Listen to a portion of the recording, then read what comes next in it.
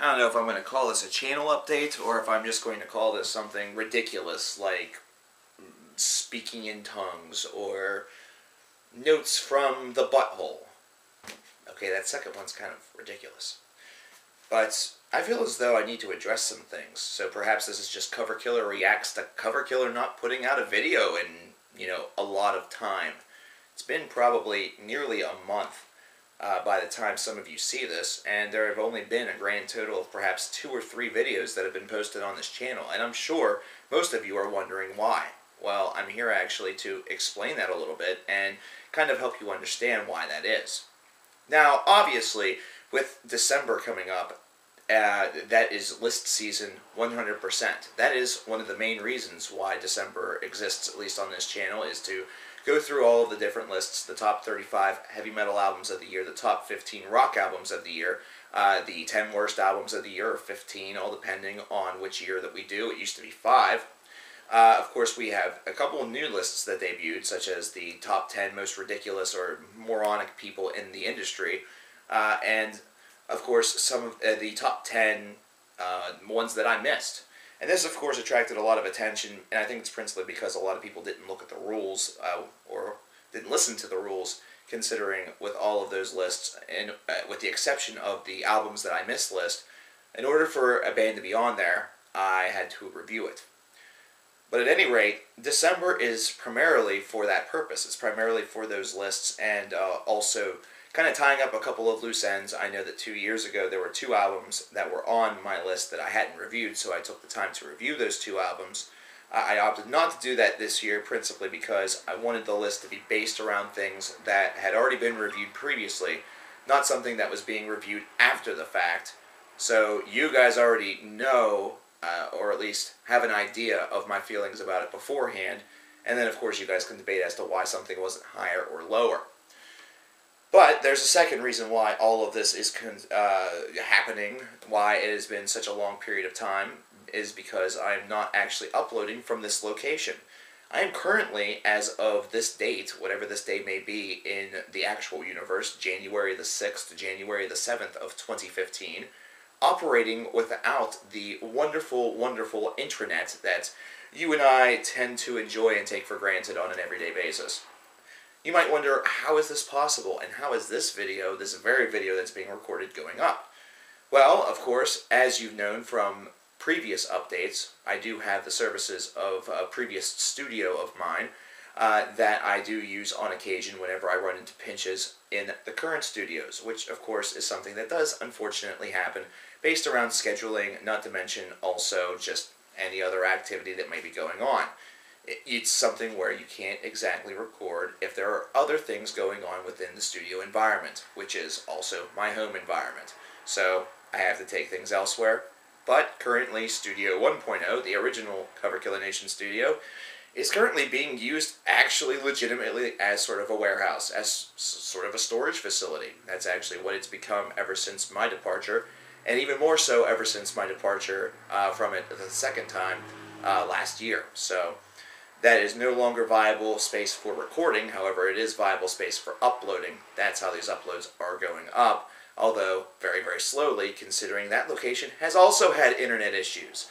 Its issues have been in slowness and inconsistency, and in some cases just completely being, shut off. It's mainly due to some router problems, and the appropriate sources have been contacted about that. But for myself personally, I'm writing out a contract. I'm writing out a contract through a mixture of Verizon and DirecTV, a bundle package that included an intranet, television, and a landline for the telephone, which is a landline, so I was just a little bit repetitive there.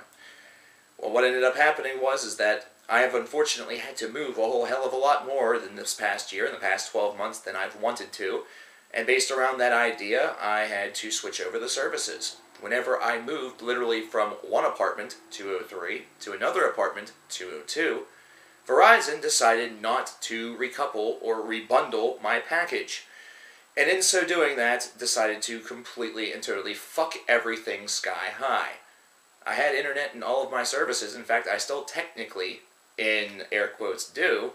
However, I'm paying 2 separate bills now as opposed to the bundle packaged one deal, which as far as I'm concerned, is a breach of contract, so I'm refusing to use the service. The service has not ever been transferred over to this new home location from the previous location, not only for this reason, but also because once this contract expires, which is very short-lived within the course of the next couple of days, new service will be gained, and service will be restored, and everything will return, hopefully, to semblance of normality.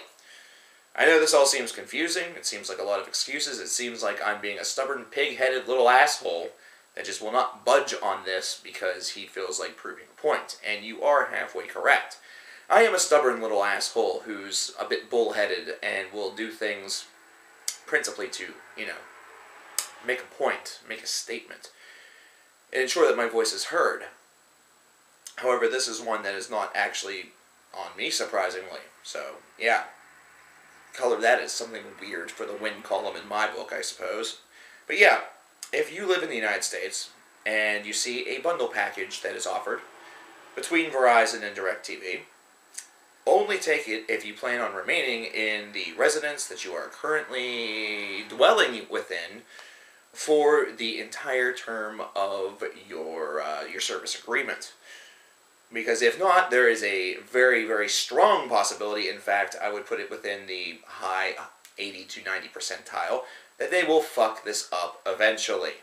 They will eventually decide just not to rebundle you. And, uh-oh, oopsies, we didn't rebundle you, sorry, and then they'll say that you're not eligible for it.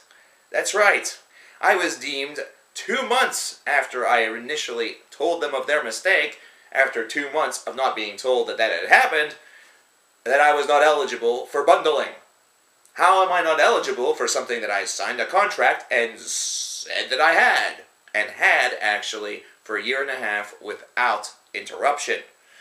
Doesn't make much sense to me, but I tell you one thing that it was, and that was fucking expensive.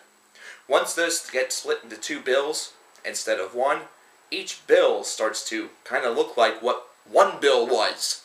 That's right. So instead of paying my 1 flat rate, I was paying 2 rates of roughly the same amount. Thus, some motherfucker, is doubling up their money. Some asshole decided, if I don't rebundle him, maybe I'll get paid more. Either that, or they were told that, or it was just an honest mistake. But if it was just an honest mistake, you'd think it would just be an easy click of the button to fix. Apparently not.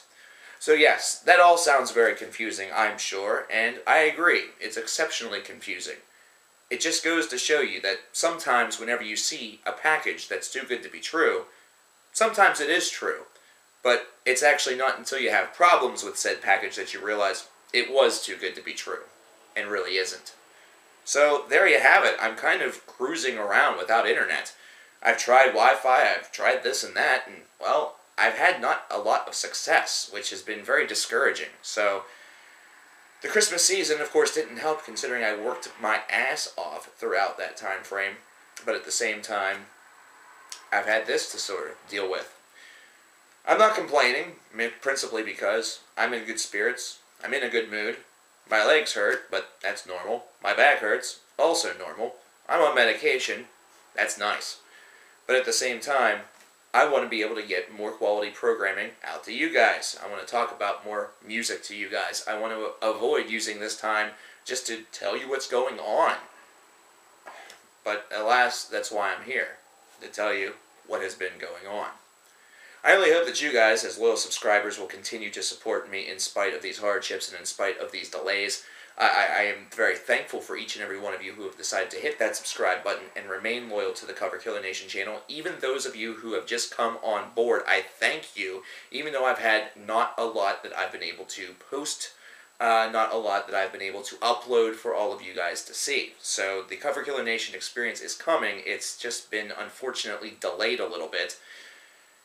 And man, do I hate whenever this shit happens, because it always seems to happen at least once a year. But here we are, and here it is. So, thank you all for being patient. I hope you guys all had a wonderful Christmas season or holiday season, all dependent upon your denomination. I hope all of you are having a tremendous start to the new year here in 2015, and hopefully if things have started off a bit rocky for you guys, it only gets better from here, because remember, even though we're already 6 days into the year, there's still 354 left, so plenty of good shit can happen to kind of offset the bad, or, you know, if you're having, you know, the best 6 days of your life, just kind of watch yourself. Shit might actually try to hit the fan, or just disconnect the fan, that way it hits it, but nothing happens. That way you don't get shredded shit all over your face, because that's gross. Thanks again, everybody, and I'll see you guys here in 2015. Thanks again.